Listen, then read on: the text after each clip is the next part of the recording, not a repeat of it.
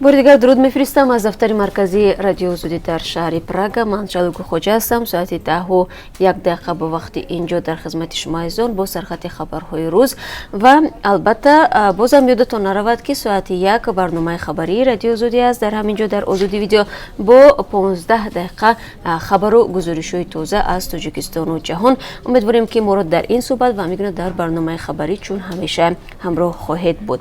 Моҳи мубораки Рамазон фаро расид. ҳафтаи гузашта шӯрои уламо 6 майро рӯзи аввали гирифтани рӯза муайян кард.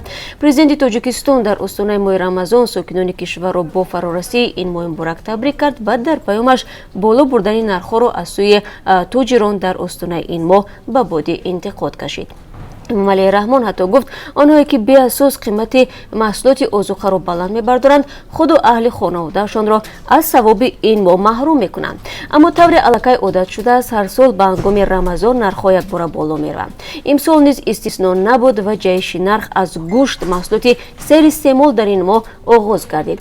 Гузашта аз ин ба гуфтаи баъзе корбарони радиои озодӣ дирӯз пайдо кардани гӯшт дар бозорҳо мушкил буд. Ҳамкорони мо ба чанд бозори пойтахт рафтанд то вазиятро аз наздик бубинанд ва бо тоҷироне суҳбат намуданд ки чаро ҳар бор нархҳоро боло мебаранд. мақомоти вазорати ҳолатҳои фавқулоддаи Русия мегӯянд ки эҳтимол дорад дар миёни қурбониёни садамаи ҳавопаймои ширкати Аэрофлот шаҳрвандони дигар кишварҳо низ бошанд. Ҳавопаймои ширкати Аэрофлот шаби гузашта ҳангоми нишасти изтирорӣ дар фурудгоҳи Шереметьеваи Москав оташ гирифт. Хабаргузориҳои русӣ менависанд ки дар ин ҳодиса 41 нафар ҷон бохта ва даҳҳо тани дигар захмӣ шуданд.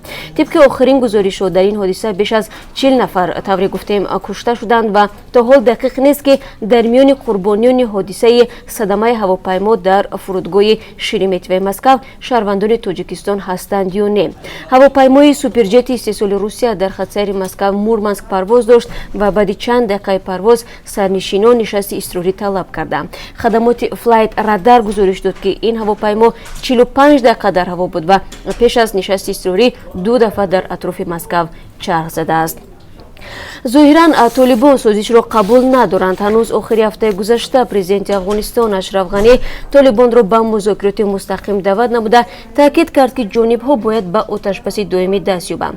Аммо тавре ба назар мерасад иқдомҳои ҳукумати Афғонистон ин гурӯҳи ҷангҷӯро ба сулҳу оштӣ моил накардааст.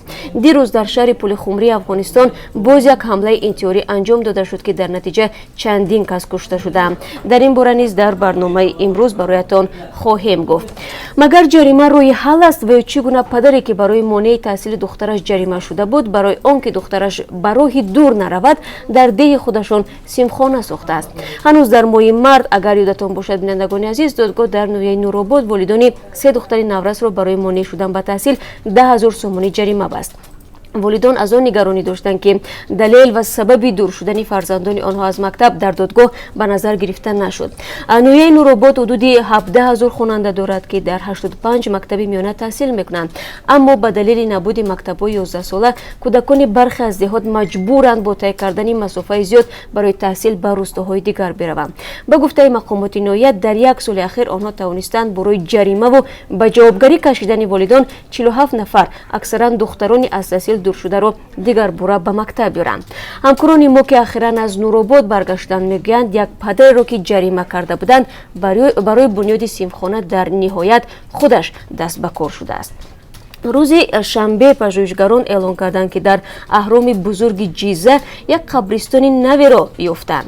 Дар яке аз қабрҳо 2 роҳибе мумиё шуданд ки ба 4400 соли пеш яъне ба сулолаи панҷуми фиравнҳо иртибот мегиранд. Агар барои шумо ин мавзӯъ ҷолиб буд пас баъд аз камтар аз 3 соат дигар ба мо бипайвандед дар барномаи ахбори радиои озодӣ дар озодӣ видео ки ҳамин ҳоло аз он ҷо моро тамошо доред ва ҳамин гуна мо умедворем ки то шурӯи барнома хабарҳои аз ин бештар дар даст дошта бошем то ин ки тафсилоташро барои шумо бигӯем ва ҳамин гуна бори дигар сипос мегӯям ба ҳамаи он азизоне ки пайваста ба мо аксу навор ва хабар мефиристанд ва мо низ дар навбати худ талош мекунем ки ба ин матолиби шумо расидагӣ кунем ва бо шумо тамос бигирем ва ин маводҳои шуморо ба бинандагони озодӣ видео пешниҳод кунем ва ба умеди дидори навбатӣ бори дигар барои якояки шумо фарорасидани моҳи шарифи Рамазонро табрик мегӯям ва барои шумо имони комил мехоҳем ва умедворем ки чун ҳамеша дар ин моҳ низ моро тарк нахоҳед гуфт. До дидори навбатӣ дар бахши мустақим.